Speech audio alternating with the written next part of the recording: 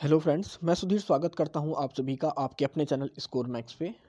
और आज हम डिस्कस करने वाले हैं आपकी IBO 5 की यूनिट 10 इंडियन शिपिंग।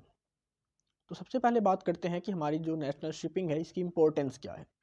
तो besides the fulfilling the basic task of movement of goods overseas, shipping is important for any country on account of following reasons. तो आपकी जो शिपिंग होती है आपकी मूवमेंट करती है आपके गुड्स का ओवरसीज़ के लिए, जैसे आपके प्रोडक्ट को आपके गुड्स को दूसरी कंट्री तक पहुंचाती है और दूसरी कंट्री गुड्स को आपकी कंट्री तक पहुंचाती है। ये तो इसका एक हुआ बेसिक वर्क हमारी जो शिपिंग का होता है, लेकिन इसके साथ ही बहुत सारे और भी फैक्टर्स हैं, रीजंस हैं, जिनकी वजह से जो हमारी शिपिंग होती है किसी भी कंट्री के लिए बहुत ज़्यादा ज़रूरी होती है। तो सबसे पहला है आपका स्ट्रैटेजिक रीजंस। तो हर कंट्री के पास हर प्रोडक्ट कह सकते हैं प्रॉपर जितनी उनकी डिमांड होती है, नीड होती है, उतना उनके पास अवेलेबल नहीं होता। जैसे कि हमारे पास क्रूड ऑयल की बात करें, पेट्रोलियम की बात करें, तो इनके पास जो हमारे पास लिमिटेड रिसोर्स अवेलेबल हैं। तो इनके हमारी जो डिमांड होती है, जो हमारी नीड होती है, हम दूसरी कंट्री से इंपोर्ट करते हैं। तो इंपोर्ट तभी कर पाएंगे जब हमारे पास शिपिंग होगी। तो एक तरह से हमारे जो स्ट्रैटेजिक रीजंस होते हैं, अपने एक तरह से कह सकते हैं जिन चीज़ों के पास या जिन प्रोडक्ट्स के हमारे पास लिमिटेड रिसोर्स हैं, उन चीज़ों की जो डिमांड को पूरी करने के लिए हम इसका यूज़ करते हैं, उसके लिए इंपॉर्टेंट है। नेक्स्ट आपका contribution to BOP, balance of payment, मतलब कि BOP का, कि जब आप किसी दूसरी कंट्री से एक्सपोर्ट करते हो तो आपके पास फॉरेन एक्सचेंज आता है, लेकिन आपको जब इंपोर्ट करना होता है दूसरी कंट्री से कोई प्रोडक्ट, तो उसके लिए आपको फॉरेन एक्सचेंज की नीड होती है। तो आपका जो शिपिंग होता है एक तरह से आपकी अर्निंग का काम करता है, आपको एक तरह से फॉरेन एक्सचेंज प्रोवाइड करता है for the use of imports. Next आपका सेकंड लाइन ऑफ डिफेंस। अब सेकंड लाइन ऑफ डिफेंस का क्या मतलब है कि एक तरह से हमारी जो जितनी भी नेवी है उसको लॉजिस्टिक्स की सर्विस प्रोवाइड करता है। क्योंकि अगर कोई नेवी हमारी शिप्स है तो ज़रूरी तो नहीं है कि नेवी शिप्स हरदम पोर्ट पर आएँ, वहाँ से अपने लिए जो भी उनका गुड्स होते हैं, मटेरियल होते हैं उनके वॉर के रिलेटेड या कैसे भी लॉजिस्टिक्स से रिलेटेड उनको लेके जाएँ। तो वो सारी जो लॉजिस्टिक्स की सर्विसेज होती हैं, उनको जो गुड्स ट्रांसफ़र किए जाते हैं वो शिपिंग के थ्रू ही किया जाता है। इसीलिए हमारी सेकंड लाइन ऑफ डिफेंस भी इसे कहते हैं। नेक्स्ट आपका as a safeguard to countries trade. अब जैसे ही हमारे की जितनी भी हमारी नीड है ट्रेड की, क्योंकि हम अगर ज़्यादा से ज़्यादा एक्सपोर्ट करते हैं, इंपोर्ट करते हैं, तो हमें उसी के हिसाब से हमारी नीड होती है शिपिंग की हमारे पास। तो उस नीड को पूरी करने के लिए और फॉरेन एक्सचेंज को कमाने के लिए इंपोर्ट से, तो उसमें भी इंपॉर्टेंट रोल प्ले करता है। नेक्स्ट आपका reduction in independence of foreign trade. अब अगर हमारे पास हमारी खुद की शिपिंग सर्विसेज नहीं होंगी, शिपिंग बिजनेस नहीं होगा हमारा, तो हम दूसरी कंट्रीज़ के ऊपर डिपेंड रहेंगे अपने कह सकते हैं मूवमेंट्स के लिए। तो एक तरह से वहाँ से जो डिपेंडेंस हम दूसरों के ऊपर, उस चीज़ से हटने के लिए आप खुद अपने आप में हम डिपेंड हो चुके हैं अपने ट्रेड के लिए, फॉरेन ट्रेड के लिए। क्योंकि जब हमारे पास खुद की शिपिंग रहेगी तो हमें किसी दूसरी कंट्री के या फॉरेन शिप्स का अनफेयर पॉलिसीज़ को फेस नहीं करना पड़ेगा, मोनोपोली को फेस नहीं करना पड़ेगा।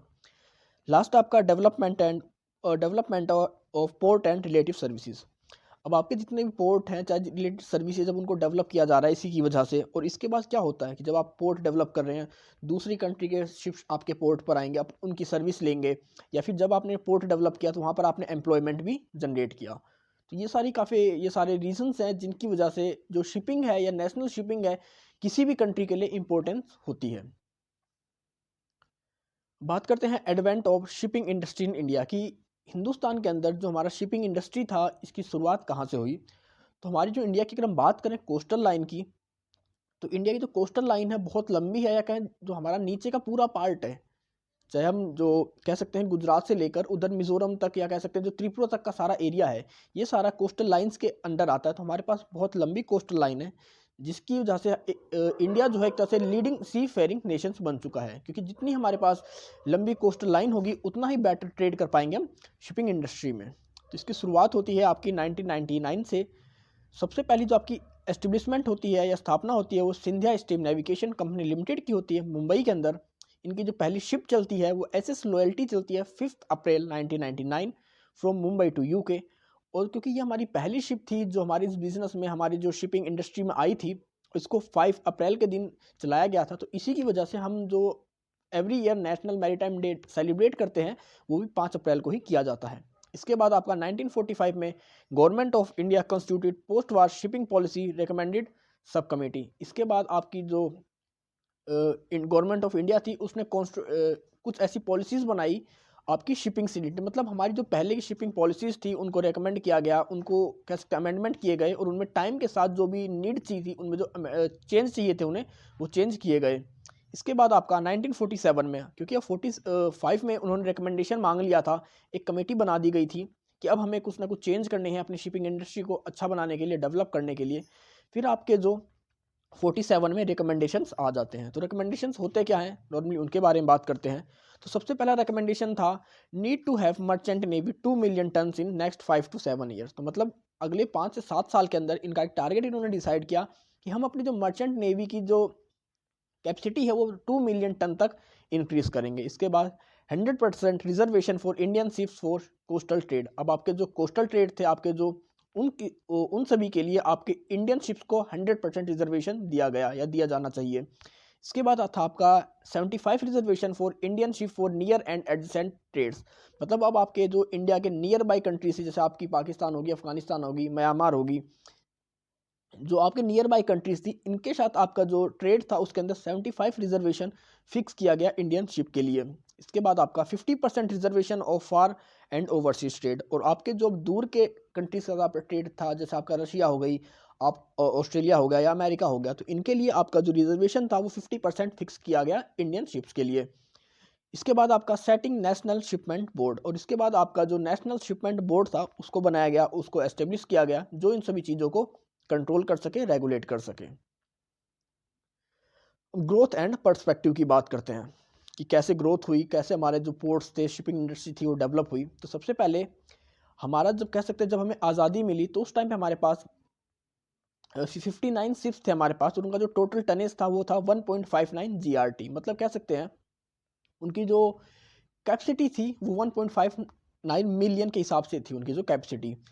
अब अगर हम प्रेजेंटली बात करें इंडिया के पास कितने पोर्ट्स हैं, कितने स्मॉल मीडियम पोर्ट्स हैं, तो इस टाइम प्रेजेंटली हमारे पास 11 मेन पोर्ट हैं, 139 small and medium size port हैं, और हमारी जो कोस्ट लाइन है टोटल है वो 5700 किलोमीटर। अब बात करते हैं कि जब हमारी कंट्री को फ्रीडम मिली तो उस टाइम पे हमारी जो शिपिंग इंडस्ट्री थी बहुत अच्छी हालत में नहीं थी। तो उस टाइम उन्होंने हमारी जो गवर्नमेंट थी उसने डिसाइड किया कि हम इन्हें 5 ईयर प्लान्स को बनाएंगे, 5 ईयर प्लान्स के हिसाब से अपनी शिपिंग इंडस्ट्री को धीरे धीरे डेवलप करेंगे।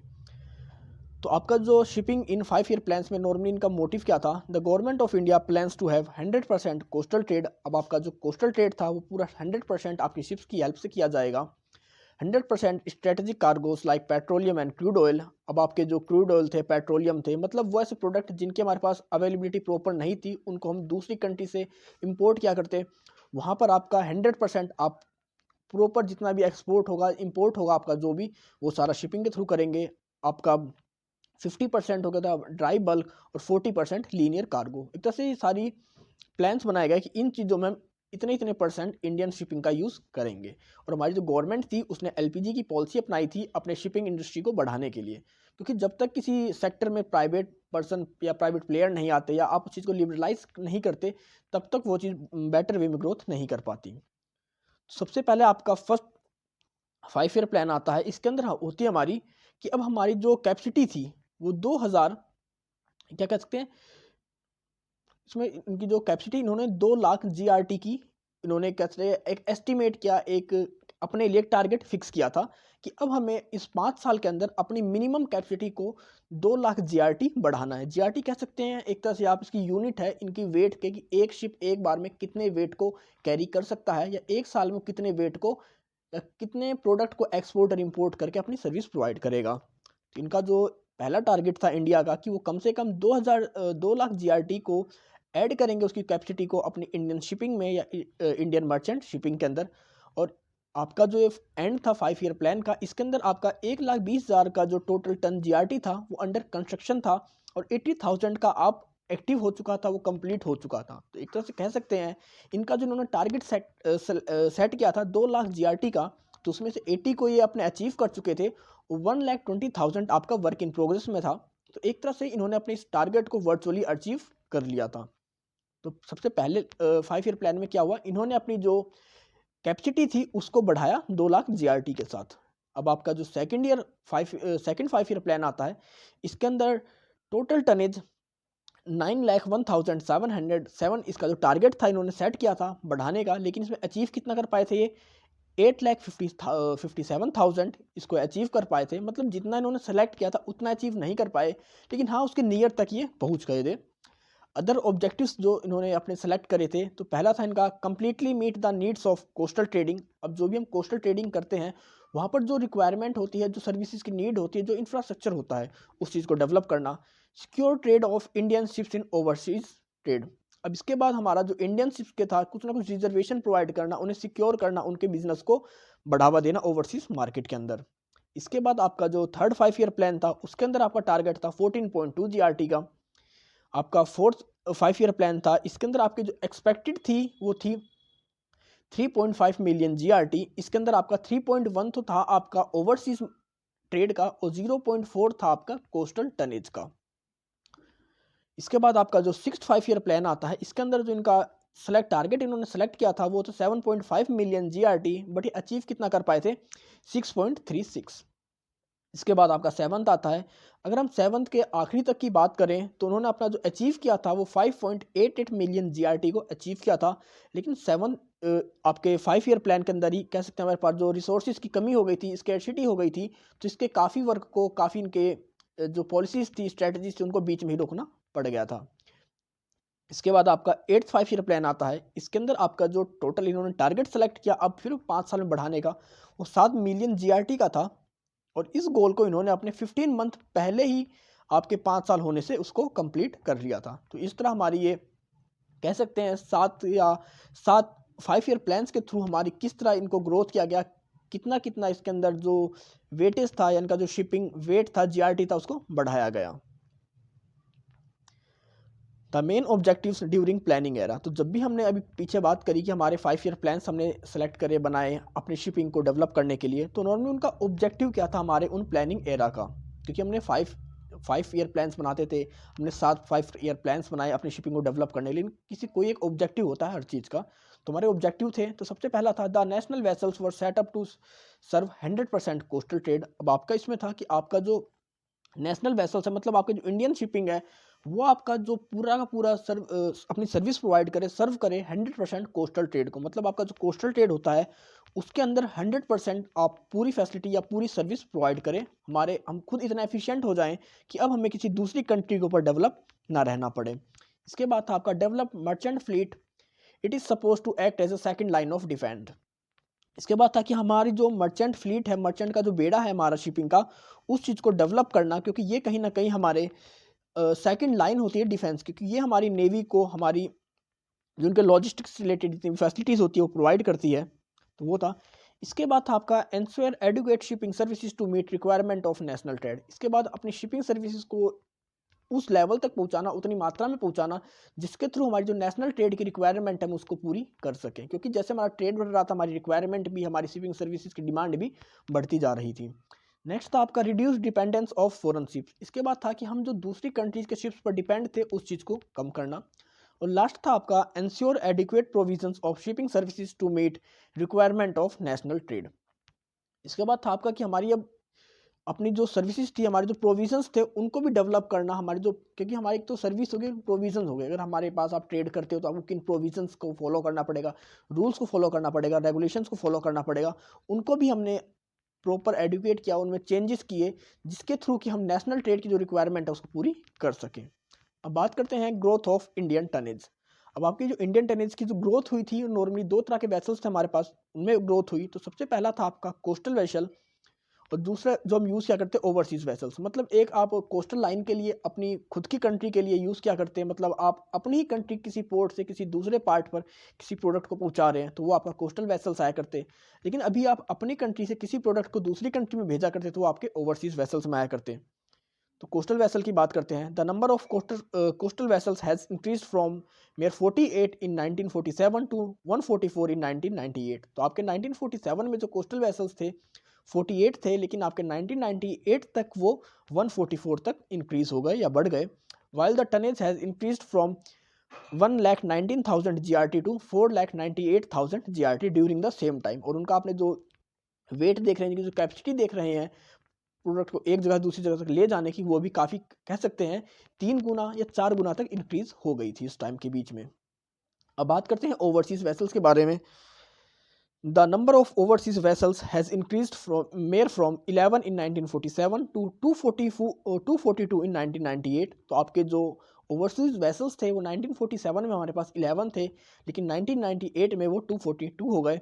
While the tonnage has increased from 73,000 GRT to 61,69,000 GRT during this time. अब आपका जो कह सकते हैं आपका जो वेट था या आपकी जो टनेज पावर थी, कैपेसिटी थी किसी प्रोडक्ट को उठाने की, वो हमारी कितनी हो गई 73,000 से 61,69,000 तक बढ़ गई थी इसी टाइम पीरियड के अंदर। तो ये थी हमारी ग्रोथ ऑफ इंडियन टनेज।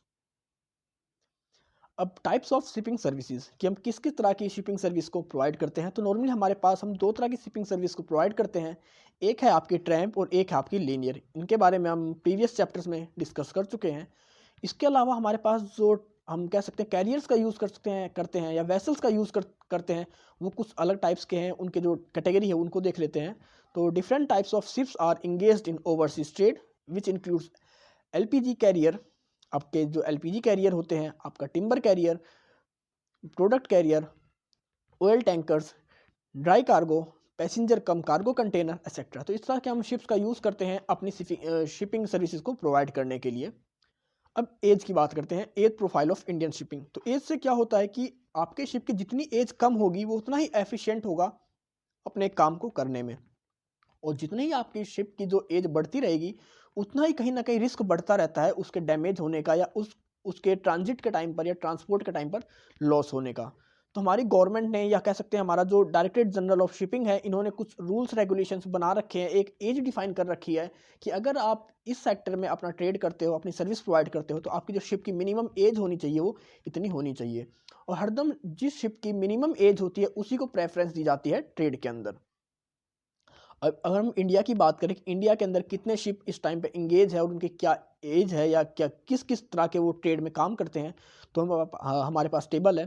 तो अगर हम बात करें कि हमारे पास जो कम साल से कम एज के शिप्स हैं, मतलब जो एकदम नए शिप है, अभी उनको मैक्सिमम 5 साल ही हुआ है, ओवरसीज में वो ओवरसीज ट्रेड में 16 इन्वॉल्व हैं और आपके जो कोस्टल ट्रेड में वो 33 इन्वॉल्व हैं। और बात करें अगर ओवरसीज स्पेशलाइज ट्रेड्स के अंदर 0 है, मतलब 49 हमारे पास ऐसे शिप हैं जिनकी जो लाइफ टाइम अभी 5 ईयर से भी कम है, जिनका यूज़ कर रहे हैं। अब बात करते हैं हमारे पास 5 to 9 ईयर्स के 57 शिप्स हैं जो हमारे ओवरसीज ट्रेड के लिए 28 काम करते हैं, हमारा कोस्टल ट्रेड में 22 अपनी सर्विस प्रोवाइड करते हैं, और स्पेशलाइज ट्रेड के लिए वो 7 हैं जो अपनी सर्विस प्रोवाइड करते हैं। अब 10 to 14 ईयर्स के हमारे पास 65 शिप्स हैं जो ओवरसीज ट्रेड में अपनी सर्विस प्रोवाइड करते हैं, 16 शिप्स हैं जो कोस्टल ट्रेड में अपनी सर्विस प्रोवाइड करते हैं, और 63 शिप्स हमारे पास जो स्पेशलाइज ट्रेड के लिए यूज़ किए जाते हैं। तो टोटली हमारे पास 144 हैं। अब 15 to 19 ईयर्स के जो शिप हैं जिनकी एज है वो 68 हमारे पास ओवरसीज ट्रेड की, 21 है आपकी कोस्टल ट्रेड के शिप्स, 16 है आपके स्पेशलाइज ट्रेड के लिए आप जो शिप्स यूज़ करते हैं, और इनका टोटल है 105 शिप्स। और आपके वो शिप्स जिनकी 20 साल या 20 से ज़्यादा एज है, तो वो हमारे पास ओवरसीज़ में हम उनका 65 शिप्स का यूज़ कर रहे हैं जिनकी एज 20 साल या 20 से ज़्यादा है। हमारे कह सकते हैं कोस्टल ट्रेड के अंदर 52 शिप्स यूज़ कर रहे हैं, और हमारे स्पेशलाइज ट्रेड के अंदर 8 शिप्स हैं, और टोटल हमारे पास 125 शिप्स हैं। तो अगर टोटल की बात करें किस ट्रेड के अंदर कितने शिप्स इन्वॉल्व हैं, तो हमारे सबसे ज़्यादा जो शिप इन्वॉल्व हैं हमारे ओवरसीज ट्रेड के अंदर हैं 242 शिप्स।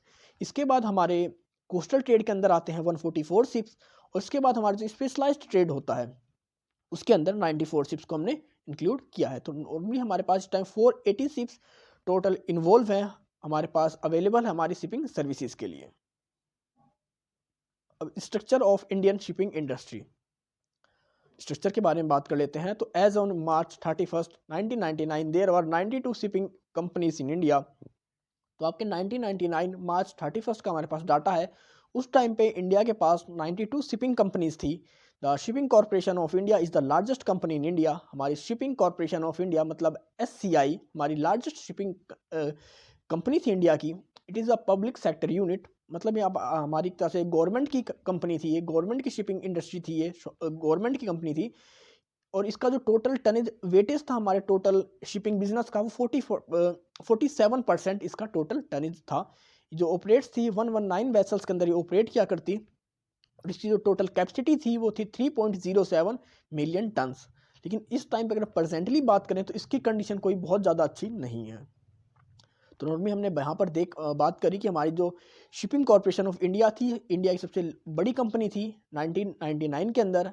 उस टाइम पे हमारे जो टोटल कह सकते हैं जो बिजनेस हुआ करता उसका 47% का जो ट्रेड हुआ करता वो इसी शिपिंग के थ्रू हुआ करता। उस टाइम इनके पास 119 वेसल्स थे और इनकी जो टोटल कैपेसिटी थी वो 3.07 मिलियन टन्स थी। There are 7 major players in private sector accounting for 30% of the total tonnage। इसके बाद हमारे पास 7 ऐसे प्लेयर थे, कह सकते जो बड़े प्लेयर थे जो टोटल शिपिंग के 30% का जो अकाउंटिंग था, जो शेयर था, अपने पास रखते थे।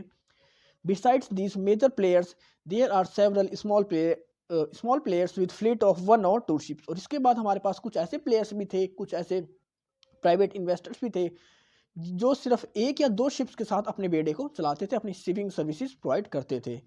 The liner shipping services are provided by Scindia Steam Navigation Company and Indian Steamship Company. Earlier SCI also provided liner shipping. अब आपके पास जो लीनियर शिपिंग सर्विस प्रोवाइड करते हैं उनमें से एक आपकी सिंधिया स्टीम नेविगेशन कंपनी और दूसरी है आपकी इंडियन स्टीम शिप कंपनी। और हमारी जो SCI थी, कह सकते हैं शिपिंग कॉर्पोरेशन ऑफ इंडिया, ये भी पहले ये सर्विस प्रोवाइड किया करती है, लेकिन आज के टाइम पे इसकी जो कंडीशंस हैं वो अच्छी नहीं है, तो इस टाइम ये इन सर्विस को प्रोवाइड नहीं करती। अब बात करते हैं stages of development in Indian shipping की, कि हमारी जो शिपिंग थी वो किस किस फेज में किस तरह डेवलप हुई। तो सबसे पहला हमारा जो पहला फेज आता है ये होता है 1919 से 1946 के अंदर। मतलब जब हमें आज़ादी मिली तो हमारा जो शिपिंग इंडस्ट्री था वो कह सकते हैं नए बच्चे की तरह था। उस टाइम वो अपना पूरी कह सकते हैं स्ट्रगल कर रहा था, कोशिश कर रहा था कि अपने आप को डेवलप करने की, अपने आप को एकदम बेस से उठाने की। तो हमारी स्टार्टिंग थी हमारी शिपिंग इंडस्ट्री की। आपका जो सेकंड फेज आता है 47 से 61 के बीच में, तो इसके अंदर हम बात करेंगे कि इस कंडीशन में एक तरह से हमारी एकदम ऐसी कंडीशन थी, एकदम हम जैसे कोई बच्चा नया जन्म लेता है तो उसके बाद उसके अंदर उसको सब कुछ सिखाया जाता है, किस तरह उसके लिए नींव डाली जाती है, किस तरह वो चले, किस तरह चले और किस तरह अपनी सर्विस को प्रोवाइड करे, उनके लिए इंफ्रास्ट्रक्चर को डेवलप करना। मतलब एक तरह से फाउंडेशन फेज था हमारा, हम शिपिंग इंडस्ट्री के लिए फाउंडेशन एस्टेब्लिश कर रहे थे। इसके बाद आपका जो थर्ड फेज आता है वो आता है आपका 1961 से 1984 का इस आपका जो फेज आता है। तो इसके अंदर हमारा जो काम हुआ था, हमने अपनी शिपिंग इंडस्ट्री को एक्सपेंस किया था। मतलब हमारे जो सर्विस सेक्टर थे वो हम बढ़ा रहे थे, धीरे धीरे हमारी जो ग्रोथ हो रही थी, हम डाइवर्सिफिकेशन कर रहे थे अपनी सर्विसेज के अंदर। इसके बाद आपका जो फोर्थ फेज आता है फेज ऑफ कंसोलिडेशन। मतलब इसके अंदर हम अपने शिपिंग सेक्टर को और मजबूत करने के लिए काम कर रहे थे। मतलब कैसी पॉलिसीज़ बनाएं, कैसे प्रोसीजर्स लाएं कि जिस तरह हम इंटरनेशनल लेवल पर, नेशनल लेवल पर उनकी जो मीट्स है रिक्वायरमेंट्स उनको पूरी कर सकें। इसके बाद आपका जो फिफ्थ स्टेप था या फिफ्थ फेज था 1985 से 1992, इसमें हमारी जो शिपिंग इंडस्ट्री थी उसने कह सकते हैं बहुत ज़्यादा स्ट्रगल करना पड़ा ड्यू टू इकोनॉमिक डिप्रेशन। क्योंकि इस टाइम पे हमारा जो आर्थिक मंदी का टाइम कहते हैं इसे, हमारी जो इकोनॉमी थी पूरी तरह से डिप्रेशन में जा चुकी थी और उसकी वजह से हमारी जो इंडस्ट्री थी उसे बहुत ज़्यादा स्ट्रगल करना पड़ रहा था। और इसके बाद से 1993 से ऑनवर्ड्स की बात करें तो इसे हम मॉडर्न फ्रेज कह सकते हैं, या इसे कह सकते हैं हम कि फ्रेज ऑफ लिबरलाइजेशन। इसके बाद आपके प्राइवेट इन्वेस्टर्स काफ़ी आ गए, नई नई पॉलिसीज़ बनाई गई, हमारे रूल्स रेगुलेशंस को लिबरल किया गया। तो ये आपके थे हमारे फ्रेज। अब Indian overseas trade and shipping fleet, तो इसमें देखते हैं कि the volume of overseas trade has increase significantly in India due to emphasis is laid on export promotion policy and fortification of same over period of time। अब बात करें हमारा जो ओवरसीज ट्रेड था उसकी जो वॉल्यूम थी वो एकदम से बढ़ी हमारी फ्रीडम के बाद में, आज़ादी के बाद में। मतलब 1947 के बाद हमारी जो वॉल्यूम था सी ट्रेड का उसमें देखी गई कि एकदम से तेज़ी देखी गई। रीज़न था हमारे बहुत सारी हमने पॉलिसीज़ बनाई हमारे एक्सपोर्ट प्रमोशन से related. The overseas trade increase from 24.5 to 174 million in 1947। हमारा जो ओवरसीज ट्रेड था वो 245 से 174 मिलियन तक पहुंच गया 1997 के अंदर। while the fleet size grow from 0.9 to 7 million GRT during the same period। अब इसके अंदर आपका जो फ्लीट था, कैसे हमारे पास जो बेड़े अवेलेबल थे, हमारे पास जो शिपिंग सर्विसेज के लिए हमारे पास शिप्स अवेलेबल थे, वो 0.9 से 7 मिलियन GRT तक पहुंच गए इसी पीरियड के अंदर। Following this the size of the world fleet fell in 1998 to 6.8 GRT। अब इसके बाद आपका जो 1998 के अंदर हमारा जो फ्लीट का साइज था वो थोड़ा डिक्रीज हो गया, क्योंकि हम 7 तक पहुंच चुके थे, लेकिन 1998 के अंदर आते आते कहीं ना कहीं वो 0.2 से डिक्रीज होकर 6.8 मिलियन GRT हो गया था।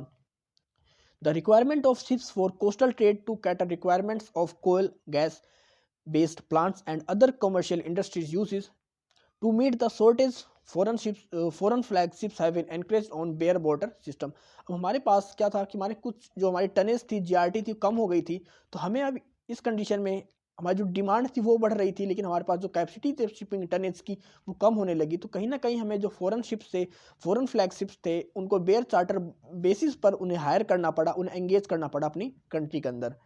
In the period immediately following independence, India were highly dependent of foreign ships for overseas trade. Over the years, the situation has improved considerably with the fleet development program. There has been considerably decline in the share of Indian shipping since 1991 due to an adequate tonnage of increased competition from foreign flag ships. अब आपकी जब हम आज़ादी की बात करें, independence की बात करें, तो उस टाइम पे हमारे जो ओवरसीज ट्रेड था वो बहुत कम था। इसके बाद हमारा जो ट्रेड था, हमारा जो इंडिपेंडेंस, जो हम डिपेंड रहा करते दूसरों के ऊपर, वो ख़त्म हो गई और अब अपने आप में डिपेंड होने लगे अपने ओवरसीज ट्रेड के लिए हमारी फ्रीडम के बाद में। इसका रीज़न था कि हमने बहुत सारे अपने फ्लीट डेवलपमेंट प्रोग्राम चलाए थे, जिसके थ्रू हमने जो हमारे जो टनेज वेट था या मिलियन टनज जीआरटी रहा करती, उसको हमने इंक्रीज़ किया गया, नए नए बेड़े में अपने शिप्स को ऐड किया गया।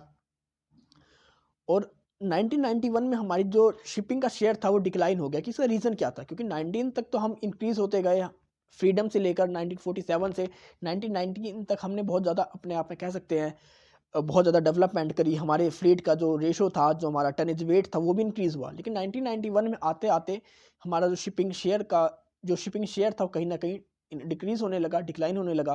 तो इसका रीज़न था अब जो आपके फॉरेन फ्लैगशिप थे उनका जो कंपटीशन था बढ़ चुका था, आपकी इकोनॉमी में वो आ चुके थे, एंटर कर चुके थे, उनको बहुत सारी परमिशंस दे दी गई थी हमारी कंट्री के अंदर अपने ट्रेड से रिलेटेड। तो ये था हमारा Indian overseas trade and shipping fleet.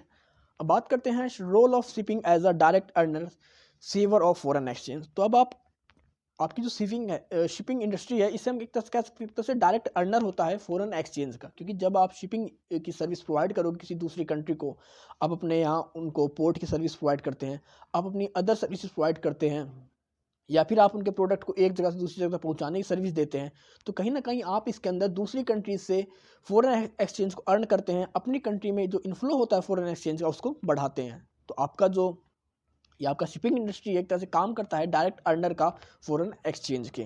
National shipping by वर्चर of its nature serves as an item of export and fetches foreign exchange for country. It directly affects the currency demand and balance of payment for a given country. तो आपकी जो shipping है ये किसी भी country की balance of payment पर या उसकी जो करेंसी की डिमांड होती है उस कंट्री पे, उस पर डायरेक्ट इफेक्ट करता है। तो अर्निंग के बारे में दे रखा हमारे पास डाटा। अगर हम 1995 से 1996 की बात करें तो हमारे पास जो ग्रोस अर्निंग हुई थी 4906 की अर्निंग हुई थी हमारे पास। और ये जितनी भी अर्निंग्स है ये करोड़ के अंदर हैं। आपकी जो ग्रोस डिसबर्समेंट हुई थी, मतलब आपने जो एक्सपेंस में दे दिया था या आपका जो एक्सपेंस लगा था उसके अंदर, वो 12,087 करोड़ का था आपका। फिर आपने जो चार्टर हायर पेमेंट्स करी थी, मतलब हमारे पास प्रॉपर शिप नहीं थे कि हमने सारी सर्विस खुद प्रोवाइड कर सके, तो हमने कुछ शिप दूसरी कंट्री से चार्टर बेस पे भी लिए थे, तो उनकी पेमेंट 130 करोड़ गई थी आपकी। फिर जो फाइनेंशियल कॉस्ट आई थी उन चीज़ को चलाने के लिए, मतलब वहाँ पर जो आपके एम्प्लॉयज़ हैं उनकी सैलरी, फिर उसकी मेंटेनेंस की कॉस्ट, वो 278 करोड़ हुई थी। और इन सब को करने के बाद भी आपका जो नेट इन्फ्लो या कह सकते हैं नेट अर्निंग हुई थी वो हमारी 3211 करोड़ हुई थी। तो मतलब आपने देखा कि किस तरह जो शिपिंग इंडस्ट्री है किसी भी कंट्री के लिए फॉरेन एक्सचेंज अर्न करने का काम करती है। अब इंडियन शिपिंग पॉलिसी मेजर्स बात करते हैं कि हमारी जो इंडियन शिपिंग है इसके पॉलिसी मेजर्स क्या हैं। The shipping resolution was passed in 1947। हमारा जो शिपिंग रेजोल्यूशन था वो पास हुआ था 1947 में। With an aim to increase self reliance of Indian shipping in coastal and overseas trade. और हमारा जो मेन मोटिव क्या था, एम क्या था, कि हम अपनी ओवरसीज ट्रेड और जो हमारा कोस्टल ट्रेड है उसके लिए खुद पर डिपेंड हो सके, खुद हम इतने सक्षम हो सके, रिलायबल हो सके कि हमें किसी दूसरी कंट्री के ऊपर उस चीज़ के ऊपर डिपेंड ना होना पड़े। There has been reserved coastal trade exclusively for Indian ships। हमारे पास इसके अंदर हमारे जो कोस्टल ट्रेड थे उसके लिए, इंडियन शिप्स के लिए उन चीज़ को रिजर्व कर दिया गया। This has been relaxed for less and container ships. अब आपके बाद जो हमारे पास कंटेनर शिप और जो छोटे शिप्स थे उनके लिए, या उनको इस कैटेगरी के अंदर से, या जो ये हमारे रूल्स बनाए थे, प्रोविजंस थे, इनसे बाहर रखा गया। मतलब ये रूल्स उनके ऊपर अप्लाई नहीं होते थे, वो फ्रीली अपने सर्विस को प्रोवाइड कर सकते थे किसी को। इट GOI मतलब government of India has pronounced policies relating to shipping. अब हमारी जो गवर्नमेंट ऑफ इंडिया थी उसने कुछ अपनी शिपिंग को कह सकते हैं प्रोनाउंस किया रिलेटेड टू शिपिंग के बारे में। तो उन हम पॉलिसीज़ के बारे में बात करते हैं। तो सबसे पहले हमारी जो पॉलिसी आती है, policy of joint sector in shipping. अब हमारी जो गवर्नमेंट थी वो अपने शिपिंग इंडस्ट्री में सिर्फ गवर्नमेंट को ना रखकर इसमें उन्होंने प्राइवेट इन्वेस्टर्स को भी इंक्लूड किया, मतलब प्राइवेट इन्वेस्टर्स को भी इनवाइट किया कि वो आएँ और शिपिंग इंडस्ट्री में अपने वर्क करें, अपनी इन्वेस्टमेंट करें और अपनी अर्निंग करें। तो इसके अंदर उनका जो कह सकते हैं जो उनके कुछ बैरियर्स थे, कुछ रेस्ट्रिक्शंस थी उनकी शिपिंग चॉइस से रिलेटेड या उनके ऑपरेशन से रिलेटेड, टाइम से या रूट से, उन सभी चीज़ों से उन्हें कह सकते हैं फ्री कर दिया गया। उन्हें एक तरह से ऐसी पॉलिसीज़ बनाई गई, फ्लेक्सिबल पॉलिसीज़ दी गई कि जिसके थ्रू अब आपके जो भी प्राइवेट इन्वेस्टर्स थे और आपके गवर्नमेंट इन्वेस्टर्स दोनों मिलकर इस चीज़ के लिए काम कर रहे थे। क्योंकि कहीं ना कहीं अगर सिर्फ गवर्नमेंट इस फील्ड को डेवलप करने की कोशिश करे तो कहीं ना कहीं वो उसके पास शॉर्टेज होएगी फंड्स की, रिसोर्सेज की। और अगर प्राइवेट प्लेयर्स भी उनके साथ मिल जाते हैं तो उनके पास एक बहुत ज़्यादा अमाउंट हो जाएगा फंड्स का, चाहे इंफ्रास्ट्रक्चर का, चाहे कह सकते हैं रिसोर्सेज का। इसके बाद आपका पॉलिसी ऑफ कोस्टल शिपिंग। अब पॉलिसी ऑफ कोस्टल शिपिंग की बात करें तो इसके अंदर इन्होंने कुछ ऐसी पॉलिसीज़ बनाई कि हम किस तरह अपने कोस्टल कॉन्फ्रेंस को सेट करेंगे। 1951 में इसको सेटअप किया गया था कि आपकी जो भी आप कोस्टल शिपिंग करते हैं, कोस्टल ट्रेड करते हैं, उसमें आप किस तरह आपके जो फेयर होंगे वो रहेंगे, आप किस तरह पॉलिसीज़ के बिहाफ पर अपनी शिपिंग प्रोवाइड करेंगे, किस तरह के कैरियर्स को या किस तरह के आप कार्गो को एक जगह से दूसरी जगह तक अपनी सर्विस प्रोवाइड करेंगे, आपके शिप्स की कितनी एफिशिएंटी होनी चाहिए, आपके शिप्स किस तरह के मैनेजमेंट पे काम करने चाहिए।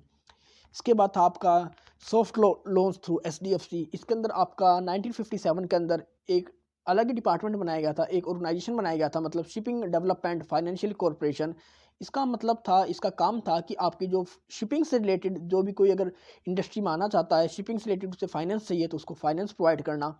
लेकिन ये हमारा जो SDFC था उसको वाइंड अप कर दिया गया था 1987 में। इसका रीज़न था कि हमारा जो ये SDFC था ये प्रॉफिट में ना होकर ये लॉस में चलने लगा था और बाद में इसको ICICI के साथ मर्ज कर दिया गया था। इसके बाद आपका कार्गो सपोर्ट आता है। तो कार्गो सपोर्ट था कि अब आपके देखा जाएगा कि आप किस तरह के कार्गो को मतलब अपनी सर्विस के थ्रू एक्सपोर्ट करते हैं, इंपोर्ट करते हैं। तो यहाँ पर ऐसे ऐसे रूल्स बनाए गए, जैसे आपका FOB था, CIF था, CRF था, कि मतलब अगर आपके साथ कोई ट्रेड करता है तो आप अपने ट्रेड के साथ या कार्गो के साथ ही उसे सपोर्ट सर्विस में अपनी शिपिंग सर्विसेज प्रोवाइड कर सकते हैं। क्योंकि इससे पहले क्या था, हम सिर्फ अपने कार्गो को अपनी कंट्री से परमिशन दिया करते थे, सेल करते थे, एक्सपोर्ट करते थे दूसरी कंट्री में। लेकिन यहाँ पर ऐसे रूल्स रेगुलेशंस बनाए गए जिसके अंदर अपनी शिपिंग की सर्विस को भी इंक्लूड किया गया। इसके बाद आपके फिजिकल इंसेंटिव आते हैं।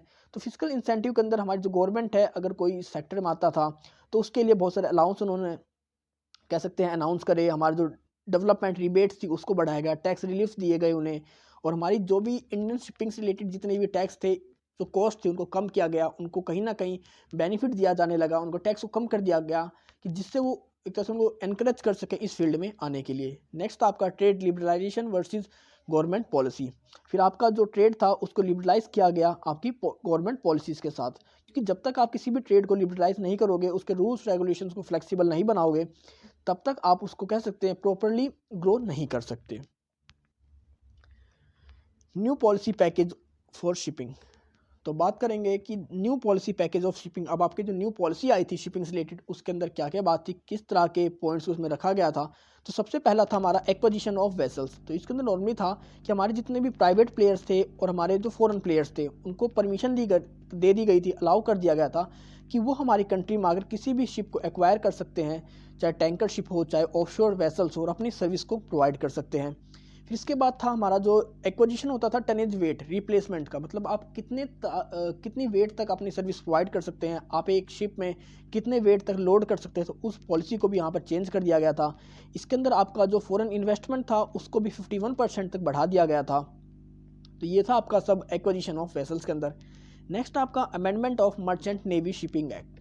हम मर्चेंट नेवी शिपिंग एक्ट की बात करें तो इसके अंदर ऐसे एक्ट थे कि अगर हमारी कंट्री का जो शिपिंग या कह सकते हैं शिपिंग इंडस्ट्री में कोई अगर है, तो अगर कोई वो लोन लेता है दूसरी कंट्री से, तो यहाँ पर हमारे पास लोन लेने के लिए या रीपेमेंट के लिए जो प्रोसीजर था हमारी बैंक के थ्रू इंक्लूड था। हमें पहले बैंक से परमिशन लेनी पड़ा करती, फिर गवर्नमेंट से परमिशन लेनी पड़ा करती, कोर्ट का अप्रूवल चाहिए होता था, फिर उसके बाद कहीं हम किसी दूसरी कंट्री से लोन ले सकते थे, फॉरेन एक्सचेंज को ले सकते थे अपने बिजनेस के लिए। तो हमारी जो प्रोसेस थी बहुत लंबी थी। तो आपका जो मर्चेंट शिपिंग एक्ट था इसको अमेंडमेंट किया गया था, इसमें चेंज की गई थी सेक्शन 51 को, और इसके थ्रू हमारा जो प्रोसेस था फिर उसको बहुत ज़्यादा ईजी बनाया गया था, फ्लेक्सिबल बनाया गया था, जिसके थ्रू शिपिंग इंडस्ट्री में कोई भी ईजीली लोन ले सके, उसकी रीपेमेंट कर सके। इसके बाद आपका रिलैक्सेशन ऑफ काबोटेज लॉस, इसके अंदर था कि आपकी जो गवर्नमेंट थी अब उसने जो आपके कह सकते हैं आपके जो तटीय व्यापार करते हैं, आपके जो समुद्र से रिलेटेड आप जो भी ट्रेड करते हैं, उसके अंदर 5 साल के लिए उन्होंने एक लिमिट फिक्स करी कि हम इस 5 साल के अंदर सिर्फ अपनी कंट्री के जो कुछ हमारे शिप्स हैं उनको प्रेफरेंस देंगे, उन्हीं के लिए रिजर्व कर देंगे अपने कुछ एरियाज़ को, कि वो 5 साल तक सिर्फ वो ही ट्रेड करेंगे उस एरिया में फॉर द ग्रोथ पर्पज़। इसके बाद था आपका abolition of quarterly block allocation. अब ब्लॉक एलोकेशन की बात करें कि हमारी कंट्री में जब भी हमारे जो पोर्ट्स हैं उनको डेवलपमेंट की नीड्स थी, हमारे जो हमारे शिपर्स थे उनको फॉरेन एक्सचेंज की नीड थी, हमारी जो शिपिंग इंडस्ट्री थी उसको रिपेयरमेंट की नीड थी, तो इसके लिए या आपकी जो ड्राई डॉकिंग था या इंपोर्ट था आपका स्पेयर्स का, इनके लिए क्या होता था कि आपको बहुत ज़्यादा एक्सपोर्ट या कहते हैं फॉरेन एक्सचेंज की नीड हुआ करती थी। तो वहाँ पर उस चीज़ को बढ़ाया गया, उस चीज़ को प्रोवाइड किया गया। जो हमारा RBI था उसने रिलीज़ किया था फॉरेन एक्सचेंज को for the requirement of industry for repair, चाहे आपकी किसी इंडस्ट्री में, आपकी शिपिंग इंडस्ट्री में रिपेयर के लिए आपको नीड है, चाहे आपको कोई स्पेयर पार्ट्स इंपोर्ट करना है दूसरी कंट्री से, चाहे आप ड्राई डॉकिंग कर रहे हैं, तो उन सभी चीज़ों से रिलेटेड इन्होंने यहाँ पर फॉरेन एक्सचेंज को इशू किया था, रिलीज़ किया था। इसके बाद आपका स्ट्रेंथनिंग ऑफ इंडियन शिपयार्ड्स। अब अगर हम इंडियन शिपयार्ड्स की बात करें तो हमारे जो शिपयार्ड्स के अंदर जो कुछ इंपॉर्टेंट प्लेयर्स है, जैसे आपका हिंदुस्तान शिपयार्ड्स है, वाइजैक है या कोचिन है या शिपयार्ड्स है, तो इनमें से कुछ ऐसे थे जो कुछ प्रॉब्लम फेस कर रहे थे कि हमारा जो मैनेजमेंट था हमारे जो गवर्नमेंट का वो बेटर नहीं था, चाहे वो फाइनेंशियल हो, चाहे हमारा मैनेजमेंट हो, या हमारी जो फैसिलिटीज़ थी या प्रायोरिटीज़ थी या सब्सिडीज़ थी। तो हमारे पास जो जितने भी कह सकते हैं हमारे जो शिपयार्ड थे या हमारे जो शिपिंग इंडस्ट्री में थे प्राइवेट प्लेयर्स, उनको प्रॉपर तरह से मैनेजमेंट नहीं मिल पा रहा था, फैसिलिटी नहीं मिल पा रही थी, या उनको सब्सिडीज़ नहीं मिल पा रही थी अपने इस बिज़नेस को बढ़ाने के लिए। तो इसके अंदर हमारी जो स्ट्रेटजीज थी उनको डेवलप किया गया, उनको और बढ़िया बनाया गया कि जिससे हमारे जो इंडियन शिपयार्ड्स हैं वो इंजॉय कर सकें, बेनिफिट उठा सकें इस बिज़नेस का और ज़्यादा से ज़्यादा अपने बिज़नेस को बढ़ा सकें। नेक्स्ट आपका सपोर्ट टू कोस्टल शिपिंग। अब आपका जो कोस्टल शिपिंग था उसके लिए 100% रिजर्व कर दिया गया इंडियन शिप्स को। जब आपकी जो कोस्टल शिपिंग होगी उसके अंदर आपके इंडियन शिप्स ही 100% अपनी सर्विस प्रोवाइड करेंगे। अब आपके अदर स्टेप्स के अंदर हम बात करें तो बहुत सारी कंपनीज़ को इसमें परमिशन दे दी गई कि अब वो अपने चार्टर शिप्स को मतलब चार्टर ले सकते हैं किसी दूसरी कंट्री से। मतलब अगर आपके पास शिप नहीं है तो आप किसी दूसरी कंट्री से शिप्स को रेंट पर ले लो, फिर उनसे अपनी सर्विस प्रोवाइड करो। अब यहाँ पर दूसरी किया गया कि आप अपनी मर्जी से शिप को चूज़ कर सकते हैं, आप अपने खुद के रूट डिसाइड कर सकते हैं, अगर आपको कोई फाइनेंस चाहिए तो उसके लिए भी आप अप्लाई कर सकते हैं। तो ये सारे पैकेज थे जो आपकी न्यू पॉलिसी में आए थे शिपिंग के लिए। अब रिसेंट डेवलपमेंट की बात करते हैं तो in March 1997 the ministry of surface transport constituted a 11 member committee with directorate of shipping general as chairman. अब आपके जो 1997 मार्च में एक तरह से एक कमेटी बनाई गई, एक मिनिस्ट्री ऑफ सरफेस ट्रांसपोर्ट को कंस्टिट्यूट किया गया जिसके अंदर आपके 11 मेंबर थे। इसका जो चेयरमैन थे वो आपके डायरेक्टरेट ऑफ शिपिंग जनरल को बनाया गया था, और आपके जो सीनियर डिप्टी डायरेक्टर थे उनको बनाया गया था एज अ मेंबर सेक्रेटरी। तो it submits reports highlighted following aspects. इन्होंने अपनी जो रिपोर्ट सबमिट करी थी डेवलपमेंट से रिलेटेड, किस तरह के डेवलपमेंट होने चाहिए शिपिंग इंडस्ट्री में, तो वो कुछ हमारे पास दे रखे हैं। तो सबसे पहले था new instrument to replace the existing subsidised loan policy. अब आपके पास जो प्रीवियस लोन पॉलिसी थी उसको हटा करके एक नए इंस्ट्रूमेंट के लाने की बात करी, उन्हें कह सकते हैं फाइनेंशियल असिस्टेंस प्रोवाइड करने के लिए। नेक्स्ट था आपका इंफ्रास्ट्रक्चर फॉर कोस्टल शिपिंग। अब आपका जो कोस्टल शिपिंग होती है उसके लिए इंफ्रास्ट्रक्चर को डेवलप करना, उसको मेंटेन करने की बात करी गई। डीनर्विंग ऑफ LNG मतलब liquid natural gas trade for Indian ships. आपके जो इंडियन शिप्स के लिए जो नेचुरल गैस में ट्रेड किया करते हैं उसके लिए रिजर्वेशन दिया जाने लगा, या इन्हें कह सकते हैं जो प्रेफरेंस थी वो दी जाने लगी, उसके बारे में बात करी गई। टैक्स बेनिफिट्स फॉर सीफेरर्स, मतलब आपके अब जो सीफेरर्स थे या आपके जो सर्विस प्रोवाइड करते थे उनको टैक्स बेनिफिट्स देने की बात करी गई। क्योंकि डेप्रिसिएशन की बात करी, क्योंकि इससे पहले हमारा जो डेप्रिसिएशन था वो कम था, अब यहाँ पर जो डेप्रिसिएशन लगने लगा शिप्स के ऊपर उसको बढ़ाया गया कि जितना आपका डेप्रिसिएशन बढ़ेगा उनकी एज कम होएगी और उतने ही बेटर वे में वो आगे सर्विस दे पाएंगे। क्योंकि अगर आपका शिप बहुत ज़्यादा टाइम का हो जाता है, बहुत ज़्यादा एज का हो जाता है, तो उसकी जो शिपिंग कैपेसिटी होती है वो कम हो जाती है, उसमें लॉस की या जो लॉस का रिस्क होता है वो बढ़ जाता है। नेक्स्ट था आपका exploit industry benefit from overseas shipping. आपका जो ओवरसीज शिपिंग के थ्रू बेनिफिट्स को बढ़ाने की बात करी गई, इंडस्ट्रीज़ को डेवलप करने की बात करी गई, क्योंकि जब तक आप सिर्फ अपने कोस्टल शिपिंग करेंगे तो आप इतना बेनिफिट या अर्निंग नहीं कर सकते, लेकिन जब आप ओवरसीज़ मार्केट में जाते हो, ओवरसीज़ शिपिंग में अपनी सर्विस प्रोवाइड करते हो, तो वहाँ पर आपका जो बेनिफिट्स है वो बढ़ेगा। इसके बाद आपका इन्वेस्टमेंट की बात करी गई 15,000 करोड़ के, कि जिसके थ्रू आपने जो शिपिंग का इंफ्रास्ट्रक्चर था, डेवलपमेंट था, सर्विसेज था, या आपका जो भी मेंटेनेंस वर्क था, उस चीज़ को डेवलप करने के लिए 1500 करोड़ का जो इन्वेस्टमेंट था वो गवर्नमेंट करे। और add 3.7 million GRT next 5 year. आपका जो टनेज था, आपकी जो कैपेसिटी थी, उसको 5 साल के अंदर 3.7 मिलियन जीआरटी बढ़ाने की बात करी गई थी। तो ये रिपोर्ट के अंदर ये कुछ पॉइंट्स थे जो कि सबमिट किए गए थे इन मार्च 1997 में। अब प्रॉब्लम्स ऑफ शिपिंग इंडस्ट्री। तो हमारी जो शिपिंग इंडस्ट्री है इसकी प्रॉब्लम क्या है? तो सबसे पहली बात लो कैपिटल बेस। तो लो कैपिटल बेस की बात करें कि हमारे पास बहुत सारी ऐसी कंपनीज है जिनके पास सिर्फ 1 या 2 शिप्स के थ्रू अपनी वो सर्विस प्रोवाइड करते हैं। तो अगर कोई 1 या 2 शिप के थ्रू अपनी सर्विस प्रोवाइड करता है तो वो कह सकते हैं बहुत बड़ी मात्रा में फॉरेन एक्सचेंज को अर्न नहीं कर सकता, और जो फैसिलिटी प्रोवाइड करता है, सर्विस प्रोवाइड करता है, वो भी बड़ी मात्रा में नहीं दे सकता, क्योंकि हमारी जो कैपिटल बेस है वो बहुत कम है। तो हम मैक्सिमम 1 या 2 शिप्स को ही परचेज कर पाते हैं और उसके बाद ही उसकी सर्विस दे पाते हैं। नेक्स्ट आपका शिप फाइनेंस। आपका जो फाइनेंस फैसिलिटी है यहाँ पर, अगर आप शिपिंग इंडस्ट्री में आते हैं, आपकी जो शिपिंग के लिए फाइनेंस चाहिए होता है आपको, उसकी जो कह सकते हैं जो प्रोसेस है, जो तरीका है उस लोन को लेने का बहुत लंबा है, या कह सकते हैं वो इतना एफिशिएंट नहीं है कि जो हमारी शिपिंग इंडस्ट्री में जितने प्लेयर्स हैं उस लोन को ले सकें, उस फाइनेंस को ईजिली ले सकें। तो यहाँ पर उस चीज़ को चेंज करने की ज़रूरत है, अमेंड करने की ज़रूरत है, फ्लेक्सिबल बनाने की ज़रूरत है। नेक्स्ट आपका exodus of merchant navy officers. अब आपके जितने भी मर्चेंट नेवी ऑफिसर्स हैं मैक्सिमम वो इंडिया से दूसरी कंट्री में चले जाते हैं अपनी सर्विस को प्रोवाइड करने के लिए, क्योंकि ऐसी बहुत सारी कंट्री हैं जहाँ पर वो टैक्स फ्री अर्निंग देते हैं। अगर आप हमारी कंट्री में अर्निंग करते हैं, इंडिया में आपकी कोई अर्न करते हैं आपके जो मर्चेंट नेवी ऑफिसर्स हैं, तो यहाँ पर उन्हें टैक्स देना पड़ता है। लेकिन कई ऐसी भी कंट्री हैं जो मर्चेंट नेवी ऑफिसर्स को टैक्स फ्री अर्निंग का ऑफर देती है। तो हमारे जो मैक्सिमम जितने भी अच्छे मर्चेंट ऑफिसर्स हैं, नेवी ऑफिसर्स हैं, वो दूसरी कंट्री में चले जाते हैं। नेक्स्ट आपका growth competition from foreign flagships. अब आपके जो फॉरेन फ्लैगशिप्स हैं उनके थ्रू आपका जो कंपटीशन बढ़ा है वो भी एक रीज़न है। नेक्स्ट आपका आउटडेटेड कॉस्ट प्लस फार्मूला। अब आपका जो कॉस्ट प्लस फार्मूला है जो आप फ्राइट कैलकुलेट करते हैं वो बहुत पुराना हो चुका है, क्योंकि आपका जो फ्राइट आप कैलकुलेट करते हैं वो तो आप 20 साल पहले के हिसाब से कैलकुलेट कर रहे हैं, लेकिन उसके लिए जो एक्सपेंस करना पड़ता है, जो हमारे जो एक्सपेंडिचर होता है वो आज के टाइम से होता है कैलकुलेट। तो इसकी वजह से भी हमारी जो शिपिंग इंडस्ट्री है वो डेवलप नहीं हो पा रही है। नेक्स्ट आपका कार्गो सपोर्ट। अगर हम कार्गो सपोर्ट की बात करें यहाँ पर, तो हमारा जो कार्गो है वो भी कहीं ना कहीं धीरे धीरे डिक्रीज़ हो रहा है, क्योंकि आपके जितने भी फॉरेन शिप्स हैं उनकी जो नीड है, उनकी जो डिमांड है वो हम पूरी नहीं कर पाते हैं जो उनके स्टैंडर्ड होते हैं। तो हमारा जो कार्गो सपोर्ट है वो भी कम होएगा। जब हमारे कार्गो सपोर्ट कम होंगे तो हमारी जो शिपिंग इंडस्ट्री वो अपने आप डिक्लाइन होनी शुरू हो जाएगी।